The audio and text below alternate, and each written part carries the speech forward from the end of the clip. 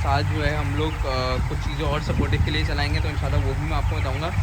तो ये कि अभी देखते हैं मोर्टेलिटी की अपडेट वगैरह भी देखेंगे, क्या हिसाब किताब निकल के आती है। बाकी ओवरऑल आपने मुझे बताना है कि आपके हिसाब से जो मतलब इस तरीके से फार्मिंग कर रहे हैं और आजकल जो मसले आ रहे हैं उसमें क्या ये लोग आप लोग यूज़ कर रहे हो, ठीक है। ये जो है अभी माशाल्लाह से, लेकिन ओवरऑल अच्छी बात ये है कि बर्ड जो है फीड की तरफ आ रहा है, बट ने फीड बिल्कुल भी नहीं, ऐसा नहीं है कि फीड बिल्कुल छोड़ के बैठ जाओ।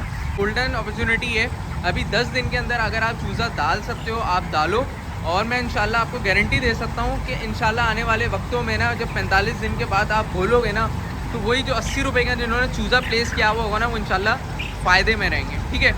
तो ये कि मैं अपने एक्सपीरियंस के तौर पे आपको ये बात शेयर कर रहा हूँ, क्योंकि अस्सलाम वालेकुम दोस्तों, उम्मीद करते हैं आप सब खैरियत से होंगे। भाई इस वक्त जो है ना, मैं आप लोग को डे 21 की अपडेट दे रहा हूँ, यानी कि डे 22 की अपडेट है, समझे। डे 22 स्टार्ट हो गया और आज सीन सारा ये है कि भाई कुछ शेड के अंदर थोड़ी सी कुछ ये समझें कि लाइक माइकोप्लाज्मा के थोड़े से इशू आ रहे थे। पोस्टमार्टम किया, उसमें फिर कंफर्म हुआ कि भाई माइकोप्लाज्मा के इशू आने लग गए हैं। तो मैं आपको ये बताऊंगा कि भाई किस तरीके से ट्रीटमेंट करना है, क्या हिसाब किताब करना है, ठीक है। थंबनेल में आपने पिक्चर देख ली है, वैसे पिक्चर जो है वो अटैच भी कर दूंगा मेडिसिन के साथ। तो बेसिकली जो इशू आया वो आया है 2 नंबर में, तो इंशाल्लाह 2 नंबर में जाते हैं, उसके बाद इंशाल्लाह आपको दिखाते हैं। और अगेन जिसने अभी तक चैनल को सब्सक्राइब नहीं किया वो लाजमी चैनल को सब्सक्राइब कर दे, जिसने अभी तक वीडियो को लाइक नहीं किया लाजमी वीडियो को लाइक करें, और भाई लाजमी कमेंट करके बताया करें कि भाई आप लोग को किस तरीके से आजकल का कंटेंट लग रहा है, ठीक है। बहरहाल शेड नंबर 2 में जाते हैं, उसके बाद दिखाते हैं। और 2 में जाने से पहले एक चीज़ मैं आपको ये दिखा दूँ, कहते हैं कि जब भी शेड के अंदर जाते हैं ना, बेसिकली ये डिप हमने छोटा सा ये इसके लिए बनाया हुआ है, हर शीट के बाहर रखा हुआ है। इसके अंदर हम चप्पल डिप करेंगे और फिर देन अंदर जाएंगे, क्योंकि देखें अब मैं आपको एक साल के तौर पे दिखाता हूँ कि डायरेक्ट अंदर जाने का ऐसा नहीं हिसाब किताब होता। अभी यहाँ से हम अंदर जाएंगे, यहाँ से डिप करेंगे, फिर अंदर जाएंगे और फिर यहाँ से फिर शेड के अंदर जाएंगे, ठीक है। अच्छा भाई शेड के अंदर हम आ गए थे, और जैसे आपने टाइटल देखा, मैंने आपको बताया था, साउंड आप सुने। और बर्ड जो है ना अभी बिल्कुल ऑफ फीट हो चुका है। आई के वज़न भी माशाल्लाह से अच्छा खासा आया है, 900 प्लस अल्हम्दुलिल्लाह। 970 जो है हमारे पास एवरेज आई है तीसरे हफ्ते की, तो कोई बहुत बेहतरीन है। लेकिन ये देखें, ये मोर्टेलिटी है और ये हाल है अभी इस वक्त चूल्हे का, समझ से बाहर है, बंदा करे तो करे क्या। और मतलब थोड़ा सा मैं आपको दिखाता हूँ भाई, जो चीज़ें हम दिखा रहे थे, बहरहाल नज़र है क्या है, लेकिन ये कि ओवरऑल जो पोस्टमार्टम किया उसमें माइको निकल के आई है, ठीक है। बहरहाल शक माइको की तरफ जा रहा है, क्योंकि अभी स्टार्टिंग में ये सारी चीज़ें हुई हैं, तो कुछ चीज़ें जो है हमने देखी हैं, कुछ जगहों पे हमने टाइफाइड का भी सीन दिखा है हमें। तो अभी फ़िलहाल जो है वो फर्स्ट प्रायोरिटी हमारी ये थी कि भाई ये चलाएँगे, उसके साथ जो है हम लोग कुछ चीज़ें और सपोर्टिव के लिए चलाएँगे, तो इंशाल्लाह वो भी मैं आपको बताऊँगा। तो ये कि अभी देखते हैं मोर्टेलिटी की अपडेट वगैरह भी देखेंगे, क्या हिसाब किताब निकल के आती है। बाकी ओवरऑल आपने मुझे बताना है कि आपके हिसाब से जो मतलब इस तरीके से फार्मिंग कर रहे हैं और आजकल जो मसले आ रहे हैं उसमें क्या ये लोग आप लोग यूज़ कर रहे हो, ठीक है। ये जो है अभी माशाल्लाह से, लेकिन ओवरऑल अच्छी बात ये है कि बर्ड जो है फीड की तरफ आ रहा है, बट ने फीड बिल्कुल भी नहीं, ऐसा नहीं है कि फ़ीड बिल्कुल छोड़ के बैठ जाओ, बट फीड की तरफ आ रहा है, तो ये एक अच्छा साइन है, ठीक है। लेकिन ओवरऑल माशाल्लाह से चूज़ा आप देखें अच्छा खासा बड़ा है, और ये कि अभी ये भी इंशाल्लाह हल हो जाएंगी चीज़ें, इसमें मसला नहीं है कि मतलब बहुत ज़्यादा इशू आए, लेकिन ये कि इंशाल्लाह अल्लाह पाक बेहतर करेगा। बहरहाल भाई सीन ये होता है, दिखाने का मकसद सिर्फ ये होता है, देखें इतनी बड़ी फार्मिंग हो रही है, इतने बड़े प्रोटोकॉल हो रहे हैं, इतने बड़ी बायोसिक्योरिटी है, इसके बावजूद जो आप ये समझें कि सुपरवाइज़र हैं, लेबर हैं, हर चीज़ है। तो इसके अलावा मैं खुद जो हूँ इंटरनी डॉक्टर यहाँ पर मौजूद हूँ, लेकिन उसके बावजूद ये चीज़ें आते हैं, मसाइल जो है वो काम का हिस्सा है। अब आप में से बहुत से लोग ये भी बोलेंगे कि यार चूज़े का रेट जो है वो कम हो गया और फार्म रेट भी कम हो गया, तो क्या अब मुर्गी डालनी चाहिए, चूज़ा पालना चाहिए, नहीं पालना चाहिए। तो उसके हवाले से मैं आपको ये सबसे पहले ये बता दूं कि देखें इस वक्त जो है ना गोल्डन चांस है। आप इस वक्त अभी अगर चूज़ा प्लेस करोगे ना, तो मिसाल के तौर पे चूज़े का रेट चल रहा है 70 से 80 रुपये। अभी आप प्लेस करोगे ना, तो इंशाल्लाह आपको फ़ायदा ही होगा, नुकसान नहीं होगा। ये बेस्ट टाइम है चूज़ा प्लेस करने का। जो लोग ये सोच रहे थे कि चूज़ा कब प्लेस करना चाहिए, कब करना चाहिए, या स्टार्ट करने का सोच रहे थे, तो भाई उनके पास गोल्डन अपॉर्चुनिटी है।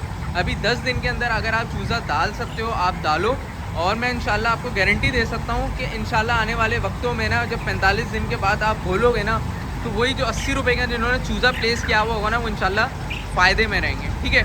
तो ये कि मैं अपने एक्सपीरियंस के तौर पे आपको ये बात शेयर कर रहा हूँ, क्योंकि जाहिर सी बात है, देखें मेरे पास जो है पूरा एक रिकॉर्ड होता है, मैं तो पूरा ग्राफ देख रहा होता हूँ डेली बेसिस पे, क्योंकि मेरा काम यही है। तो मुझे ये सारी चीज़ें देखनी पड़ती हैं कि भाई कब प्लेस करना चाहिए, कब क्या हिसाब किताब है। अब मैंने जैसे मिसाल के तौर पर मेरा फ्लॉक डला हुआ है लेकिन रेट कम हो गया, तो उसमें भी मैं आपको एक वजह ये बता देता हूँ कि रेट कम होने की वजह ये कि अब आप में से बहुत से लोग ये बोलेंगे कि यार आप तो हमें बोल रहे हो कि बेस्ट टाइम में प्लेस करो, और ख़ुद के चूज़े में आपका जो है जब आपने प्लेस किया तो रेट गिर गया। तो भाई वो उसके बारे में भी मैं आपको ये बताऊँ, रेट गिरने की वजह मेन ये है कि देखें आपको पता है आसपास सैलाब आया, ठीक है। इसके अलावा ये कि जो ओपन शेड थे वो तबाह हुए हैं, ठीक है। अब उसमें हुआ क्या है कि जो मुख्तलिफ हमारे पास छोटी मोटी शॉप्स थी या जो हमारे पास रेगुलर बेसिस पे जो चीज़ें डिमांड चल रही थी वो हमारे पास कम हुई है, जिसके बिना पे हमारे पास थोड़े से रेट में फ्लक्चुएशन आई है। लेकिन ये मैं आपको इस बात पे गारंटी दे रहा हूँ कि आने वाले वक्तों में रेट इसलिए ऊपर होगा क्योंकि देखें एक तो हमारे पास गवर्नमेंट ने जो है वो उसमें गंदम के ऊपर भी हमारे पास जो है वो पाबंदी लग गई कि गंदम में आप यूज़ नहीं कर सकते। तो जाहिर सी बात है जब चीज़ें बाहर से आएंगी इंपोर्ट होंगी या हमारे पास पाबंदी लग जाएगी, वो चीज़ें ब्लैक में मिलेंगी, महंगे रेटों में मिलेंगी, तो ऑब्वियसली फीड जब महंगी पड़ेगी तो इसकी जो आप ये समझें कि जो इसकी जो प्रोडक्शन है वो हमारे पे महंगी पड़ेगी। अब मिसाल के तौर पे एक फ्लॉक में मैं इसमें अगर मिसाल के तौर पे एक बंदा 1,00,000-1.5 लाख मुर्गी की फार्मिंग कर रहा है, वो एक फ्लॉक में 2 फ्लॉक में तो नुकसान कर सकता है, तीसरे फ्लॉक में तो एक्सेप्टेबल ही नहीं है ना, क्योंकि जाहिर सी बात है आपको पता है बड़े पैमाने पे फार्मिंग हो रही है, तो ये इनमें ऑटोमेटिकली इनके अपने जो है वो बड़े बैठे हुए होते हैं कि रेट जब खुले होते हैं उस हिसाब से जो है वो चीज़ें कर रहे होते हैं। तो आई होप कि आप ये पॉइंट समझ रहे होंगे। बहरहाल रेट के हवाले से तो बात क्लियर हो गई, लेकिन ये कि ओवरऑल जो बीमारी का मकसद था बताने का वो ये था, देखें इधर भी जो चीज़ें नोटिस करी है ना भाई, मैंने पिछले 2-3 दिन से नोट कर रहा था कि यहाँ पे थोड़े बहुत मसाइल आ रहे हैं, तो इसको हमने जो है वो उसको किया हुआ था, देख रहे थे। लेकिन ये कि अब इंशाल्लाह इसको जो है ट्रीटमेंट के तौर पे एंटीबायोटिक भी यूज़ करिए। अच्छा, अब एक और चीज़ मैं आपको ये बताऊँ कि अब इसमें ऐसा नहीं है कि अब बहुत ज़्यादा अगर मसाइल आने लग जाएँ तो हम जो है धर मेडिसिन ठोकने लग जाएँ, नहीं। मेडिसिन देने का भी एक तरीका है, आपने एक प्रॉपर डोज के साथ देनी है, यानी कि अब मैं इसकी डोज में आपको बताता हूँ। अब मिसाल के तौर पे 1 ग्राम 4 लीटर में डलनी थी, तो आपने ऐसा नहीं करना कि 1 ग्राम जो है वो 1 लीटर में डाल दो, नहीं, आपने 1-4 से चलानी है। अगर आपको लगता है रिज़ल्ट नहीं मिल रहा तो आपने 1-2 पे चलानी है। अगर तो 1-2 पे रिज़ल्ट मिल रहा है, 1-4 पे मिल रहा है तो आप 1-2 पे शिफ्ट नहीं होगे, 1-4 से ही 3-4 दिन कंटिन्यू करोगे। और इसमें भी तरीका ये होता है कि आपने 24 घंटे डोज नहीं देनी, आपने ऐसा करना है कि 16 घंटे की पहली डोज देनी है, उसके बाद 12 घंटे, फिर 12 घंटे, इस तरीके से आपने करना है। और बीच में 12 घंटे जैसे ये अभी जो है इनकी खांसी वासी हो रही है, नज़ला है, तो कोरेज़ा वाली जो कंडीशन है उसके लिए हम लोग जो है सपोर्टिव के लिए कोई भी कफ सिरप पका रहा है इस तरीके से एंटी एलर्जी यूज़ करेंगे, तो ये चीज़ें होती हैं। अब अगर मैं इसमें एंटीबायोटिक यूज़ कर लूँगा ना ज़्यादा, तो क्या होगा, अभी जैसे मिसाल के तौर पे माशाल्लाह से इसका एवरेज अच्छा है, फीड की तरफ भी आ रहा है, सारी चीज़ें कर रहा है, ये अपना अल्टीमेटली वेट भी गिराएगा और चूज़ा जो है वो एंटीबायोटिक का रेजिस्टेंट हो जाएगा, यानी कि उसके बाद फिर उसके ऊपर कोई भी एंटीबायोटिक इतनी अच्छी काम नहीं करेगी, असर नहीं दिखाएगी। तो ये चीज़ें होती हैं भाई। और इस तरीके से जो है मैंने बोला भाई आप लोग को एक छोटी मोटी अपडेट भी दे दूं कि आज जो है बड़ा इंटरेस्टेड चीज़ थी, मैंने बोला आप लोग को अपडेट भी दे दूं कि भाई जो अभी हम लोग मेडिसिन चला रहे हैं वो 1-4 पे चलाएंगे, ठीक है। और ये वही मेडिसिन है, बार बार मैं आपको बता रहा हूँ, ये वही मेडिसिन है जो हम लोग यूज़ करते हैं, उसका प्रोडक्ट है एम्पुलिन, और ये जो है एमोक्सिसिलिन के साथ लिंकोमाइसिन वगैरह है, स्ट्रेप्टोमाइसिन, थोड़ी सी आप ये समझेंगे थोड़ी सी और एडवांस अच्छी है। हम जो यूज़ करते हैं वो बेसिकली कोलेस्टीन, एमोक्सिसिलिन और क्लिवेनिक एसिड है, ठीक है। तो वो बेसिकली इकोलाई वगैरह के लिए होती है, ये माइको हो गया या इस तरीके से रेस्पिरेटरी जो इशू होते हैं उसके इसके साथ जो है ये काम करती है। तो ये कि ओवरऑल चीज़ें बड़ी बेहतरीन है माशाल्लाह से।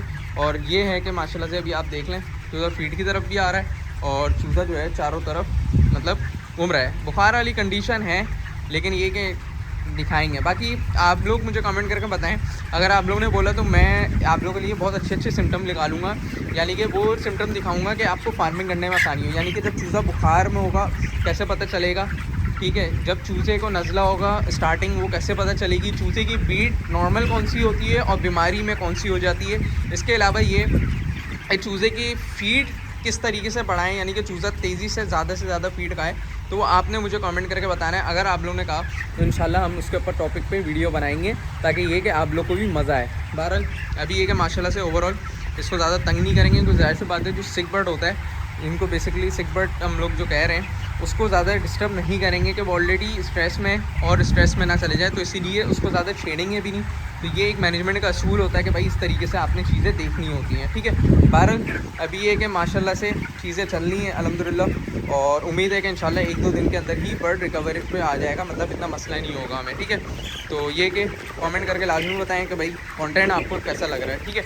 बहरहाल एक और चीज़ मैं आपको एक और जो अपडेट देनी थी वो ये देनी थी भाई कि अब जैसे हमारे पास चूज़ा, हमने देखा कि भाई हमारे पास चूज़ा जो है वो बुखार वाली कंडीशन में है, इस तरीके से थोड़ा सा प्रेजर की तरफ जा रहा है। तो उसमें क्या करना है हमने कि जो फैंस हैं उसके टेम्परेचर देखना है। अगर हमें लग रहा है कि इधर यहाँ पे माहौल में ठंडक हो रही है, यानी कि चूज़े को ठंड फील हो रही है, तो हम उसको थोड़ा सा टेम्परेचर को जो है वो बढ़ाएंगे। यानी कि बढ़ाने का मकसद ये कि अगर 27-28 पे तो उसको 29 पे लेके चले जाएंगे, ताकि चूज़ा थोड़ा सा कंफर्टेबल हो।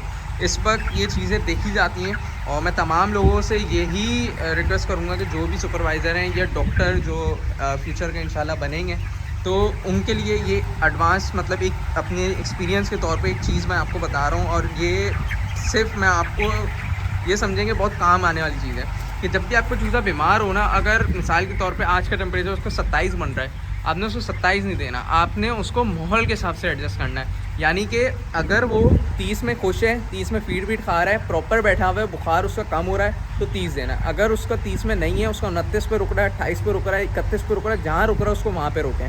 क्योंकि ये भी अगर आप उसको ये बोलेंगे ना ज़िद में आके, नहीं यार मैं बुक के अकॉर्डिंग चलूँगा, या मुझे फ़लाना ने बोला था, फ़लाने डॉक्टर ने बोला था कि 27 टेम्परेचर रखो, तो फिर आपके लिए मसाइल आने लग जाएंगे। तो ये चीज़ें होती हैं भाई, इस तरीके से देखा जाता है। बाकी आई होप कि आपको वाली वीडियो पसंद आएगी। वीडियो पसंद आए लाइक शेयर ज़रूर करिएगा। मिलते हैं इंशाल्लाह नेक्स्ट किसी और एपिसोड में। जब तक लिए मुझे इजाज़त दीजिए। अल्लाह हाफ़िज़।